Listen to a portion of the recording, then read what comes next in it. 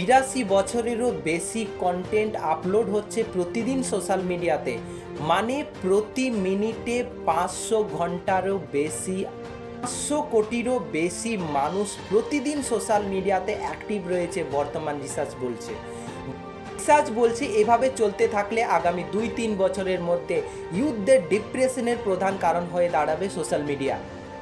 2004 সালে কন্টেন্ট ক্রিয়েশনের যে যাত্রা শুরু হয়েছিল সোশ্যাল মিডিয়াতে, আজ 2024 সালে সেটা সোশ্যাল মিডিয়া অ্যাডিকশনে দাঁড়িয়েছে। ইনস্টা রিলস, ইউটিউব শর্টস থেকে এভরি কন্টেন্টস আজ অ্যাডিকশনের কারণ হয়ে দাঁড়িয়ে। এই দিন আমরা ব্রেনকে ওভার স্টিমুলেট করছি, সেই একই টাইমে আমি রিলস, শর্টস, ব্লগস, ডোপামাইন রাশ এবং বিভিন্ন কারণে আমরা বিভিন্ন কন্টেন্ট একসাথে দেখে ফেলছি। তার এক টাইমে আমি অনেকগুলো ডাটা আমার ব্রেনে কনজিউম করছি, যার ফলে আমার থিঙ্কিং অ্যাবিলিটি এক টাইমে যতটা থাকা দরকার তার ওভারে চলে যাচ্ছে।